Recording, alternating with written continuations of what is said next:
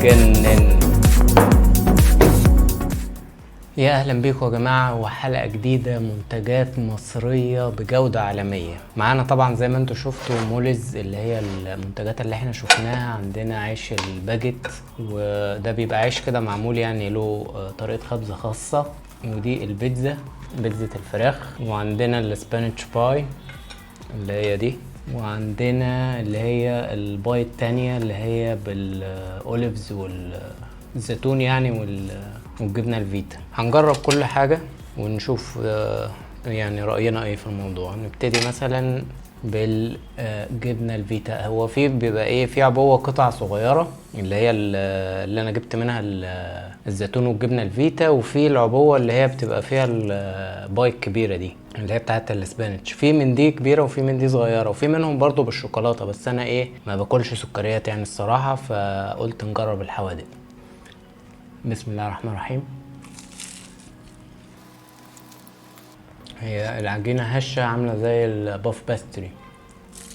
الباف باستري دي برضو نوع من العجائن بيستخدموها في الحلويات وفي الحوادق برضو زي الباي دي. بتبقى موجودة العجينة دي لوحدها، بتتباع برضو لوحدها. هي حلوة. الحشو يمكن مش كتير شوية، والجبنة الفيتا طعمها مش واضح، الزيتون هو اللي واضح. طيب هنجرب بقى فطيرة السبانخ، وانا برضو من عشاق السبانخ. الناس اللي بتحب السبانخ طبعا تعمل لايك.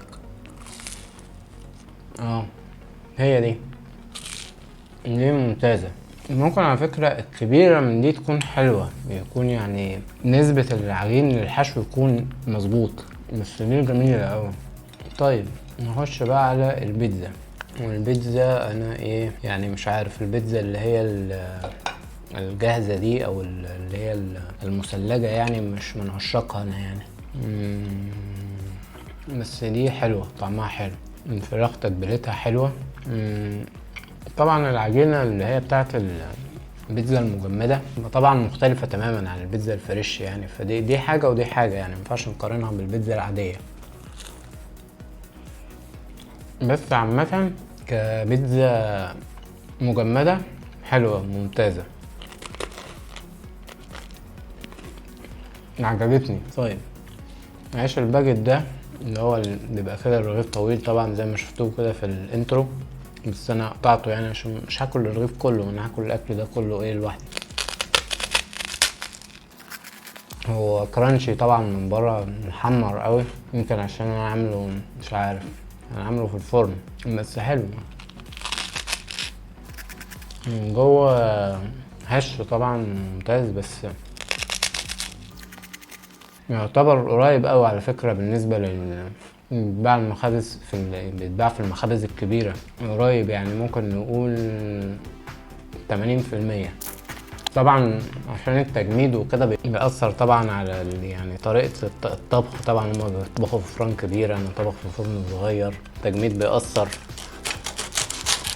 نجرب كده ايه، نعملها كده لقمة صغيرة. نجرب اخد بس قطمة كده في السريع.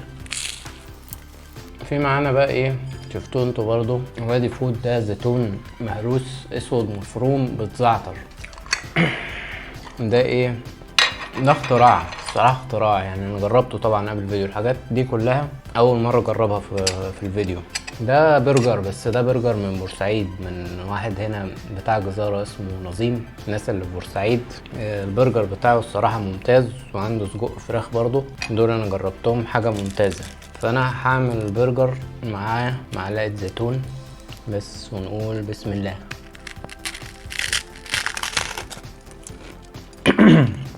A few moments later. العيش عشان ناشف مش نافع كسندوتش.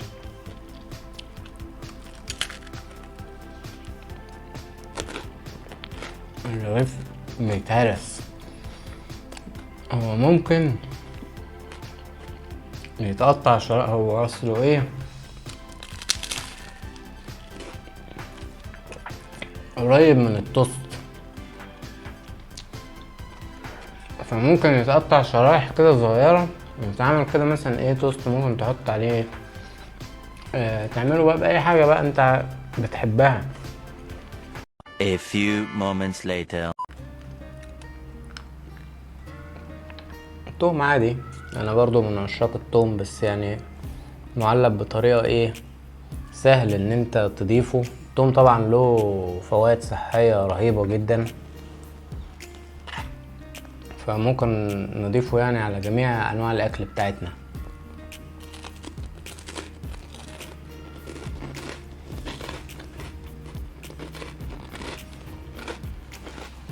الثوم انا بحب الثوم الصراحه، يعني في ناس عشان موضوع الريحه بيتضايقوا منه، بس هو له فوائد عظيمه. ثانيه واحده افتح الطحينه وارجع لكم تاني. A few moments later. وفتحنا برطمان الطحينه، فممكن نحط ايه دي طحينه جاهزه بقى من الرشيد الميزان،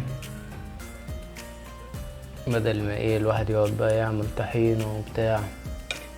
فممكن نقوم ايه ناكلها مع السجق الفراخ.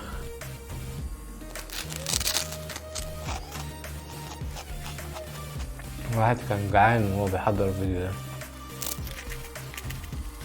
طيب اجمالا كده الفيديو، عندنا البيتزا الفراخ من مولز ممتازة، عجينة السبانخ من مولز ممتازة، الزيتون والجبنة الفيتا حلو، ممكن تكون الكبيرة بتاعتها احلى، بس انا قلت اجرب الكبيرة والصغيرة، وفي منها بالشوكولاتة زي ما قلت لكم انا مباكلش سكريات. ده توم مهروس والزيتون المفروم اللي بالزعتر، وفي منه بالشطة، بس انا ما جربتش اللي بالشطة. طيب ناخد اخر بقى حاجة عشان نحلي.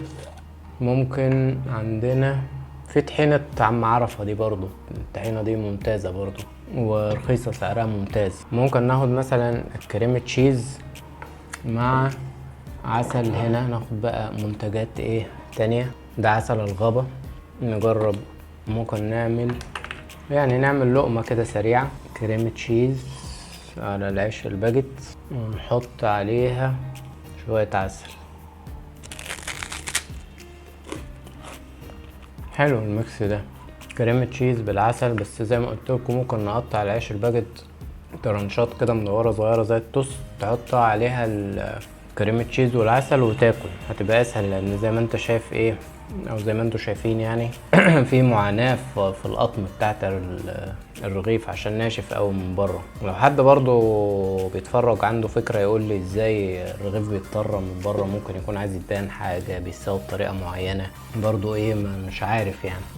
في نهاية الفيديو احب اشكركم جدا لكل اللي شاف الفيديو ده، وعندنا مسابقة جميلة جدا. لو الفيديو وصل ل100 ألف مشاهدة في خلال شهر من تاريخ ما رفعته، لأن أنا ممكن أتأخر في رفعه شوية، هيبقى عندنا جايزة 1000 جنيه لأي حد هيعمل كومنت. هنعمل قرعة على الكومنتات اللي موجودة لما الفيديو يوصل 100 ألف على اليوتيوب، ملناش دعوة بالفيسبوك. فالفيديو لو وصل 100 ألف على اليوتيوب في جايزة لواحد من الكومنتات 1000 جنيه.